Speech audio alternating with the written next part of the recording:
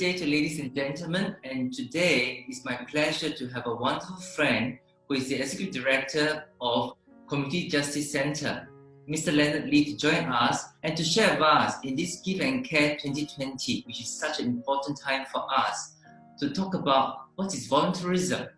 So welcome, Mr. Lee. Hey, hi. Would you like to introduce yourself and share with us what you do at CJC? Okay, so I actually head the Community Justice Centre located at the State Courts of Singapore. Okay, so a very unique thing about what we do, okay, is that we provide legal and social support for needy litigants, those who are not represented by lawyers. And many of those who come through our doors are basically needing lots of support for their legal needs and also in terms of their social wants. So I understand that in fact you were going to launch the Fires for Changes, which is a book on volunteerism to honor the wonderful volunteers at your center.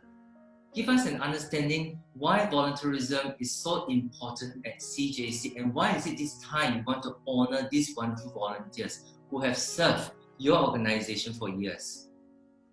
Okay, just to take your question into the right perspective, I think volunteerism is not just the CJC that requires volunteers for our programs. I'm sure that most volunteer welfare organizations in Singapore depend in some way or other on for volunteers for supporting their programs. I mean, let's say for example, most of the registered charities in Singapore do have board.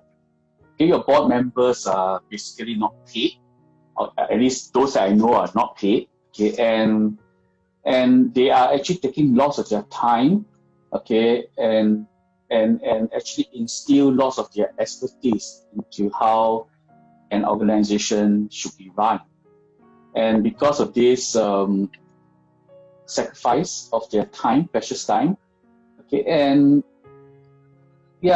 this is how many of our charities are actually doing well at this current moment. Okay, and the other aspect about volunteerism is that at the CJC itself, we actually rely a lot on more than 600 volunteers each year, to run our program. Like all other charities, okay, we are basically running on a very shoestring budget with very limited staff strength and resources. Okay, and volunteerism actually plays a huge role in terms of dispensing our services to the public. Okay, so our volunteers consist mainly of lawyers who are willing to provide pro bono services or even ad hoc services for a needy person from the street. Okay, we also do work with other charity organizations in terms of providing social support. For example, if let's say a needy mother comes to court because their ex-spouse, okay, did not pay maintenance for a few months, and when by the time she comes to court, she would have very limited money left in the bank. And to make matter worse, you may even have young children to support. So besides just referring them to other agencies that will be able to provide them a long-term support, we actually provide interim financial support, immediate food rations, etc. Just like them over a period of time. At this point, I think the volunteers play a huge role, as they also provide emotional support, okay, in terms of helping them in journeying with them through their process.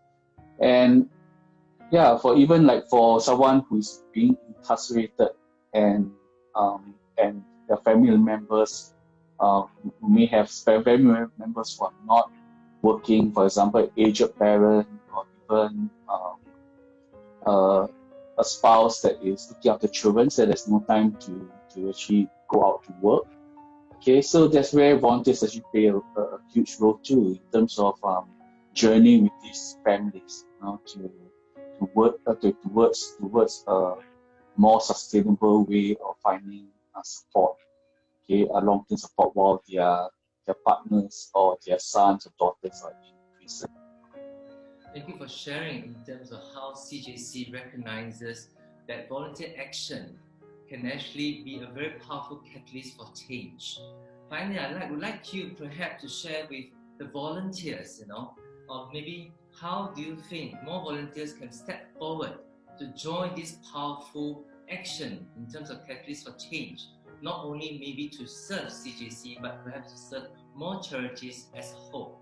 How would you encourage more volunteers to step forward? Okay, so I will be very honest with this. I think in Singapore itself, we are pretty blessed, in the sense that we have a huge population of people, okay, who are more than willing to step forward in terms of helping the needy. I mean, let's take a look at the COVID situation itself, and the moment there's a call for help, there's practically spouches of self-led organizations coming out, to provide support for those who are caught in this situation, or even in terms of delivering food, or even in terms of running around for organizations in terms of attending to their clients, and while the organizations are all being self-stretched because of their extracurricular activities that is needed due to a change in situation. Yeah, so I would say that currently we actually are doing very well, okay, in Singapore itself. I think even the government are encouraging schools, students to participate in various types of activities. Corporates, I mean, it's like social responsibility it's become like a keyword to most big corporates today. And so, and even if it's a one-off, it's likely to be a one-off type of support, but nevertheless, it's still a form of volunteer support. So, I would say that we are really in a very good position, and I do not know how else can we encourage people to volunteer. I really do think that we should build on this momentum rather than trying to promote new volunteers who are coming in. Yeah, I think by building that momentum itself is really sufficient, to ensure that there is sufficient pool of volunteers across all the charity organizations. Thank you for building the momentum for Give and Care 2020. It's so lovely to have your insights, and we look forward to your volunteer book that are able to share with the public and more people to understand how volunteers function at CJC. And lastly, would you like to say some words to our beautiful friends who are listening to you at this particular wonderful season of giving?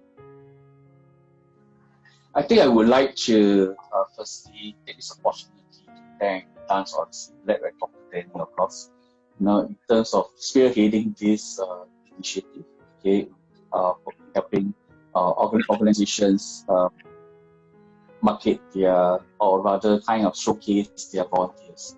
I think this is a really unique and I would say will have a long-lasting impact on the volunteers of any organizations that take part in this initiative. Yeah, so I mean, on this perspective of volunteer, I think that Dr. Danny, you yourself is really a showcase, or rather a symbol of what volunteerism in Singapore is like. Okay, yeah. So just the more important thing is that we must ensure that all our volunteers are kept safe in this time and situation, and that we remain to support each other. Thank you very much. And here we are, Give and Care 2020. Ciao. Okay, bye.